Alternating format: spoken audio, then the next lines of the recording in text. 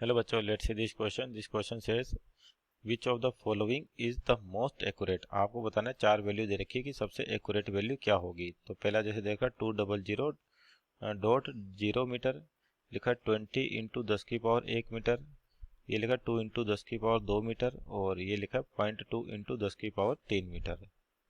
तो यहाँ पे पहले तो की कॉन्सेप्ट की बात करें तो आपके पास ये सिग्निफिकेंट फिगर पे बेस्ड क्वेश्चन है। की कॉन्सेप्ट, तो की कॉन्सेप्ट क्या होगा? Significant figures, significant figures.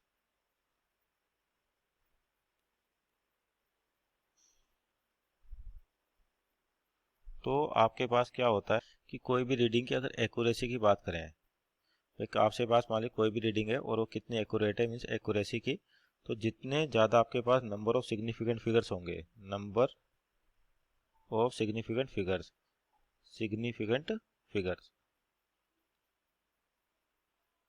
Significant figures, यानी कि जितने आपके ज़्यादा रीडिंग के अंदर सिग्निफिकेंट फिगर्स होंगे, आपकी रीडिंग उतनी ही क्या होगी? एक्यूरेट होगी। तो यहाँ पर एक एक करके चेक करें आपके पास कि किस में कितने सिग्निफिकेंट फिगर्स हैं। जैसे पहला दे रखा ऑप्शन है 200.0। तो रूल के अकॉर्डिंग क्या होता है, डेसिमल के बाद जीरो आता है तो सिग्निफिकेंट फिगर्स में काउंट होता है। इसका मतलब यहाँ पे टोटल चार सिग्निफिकेंट फिगर्स हैं। अगर डेसिमल के बाद जीरो नहीं होता तो अपन एक सिग्निफिकेंट फिगर बताते हैं। अगले की बात करें 20 × 10⁻1, तो यानी कि जो पावर टर्म्स होती है ये सिग्निफिकेंट फिगर्स में नहीं आती आपके पास, यानी कि इस केस में कहें तो आपके पास केवल जो सिग्निफिकेंट फिगर होगा वो वन होगा, नॉन जीरो डिजिट। अगर उसके बाद जीरो आता है तो इनसिग्निफिकेंट होता है।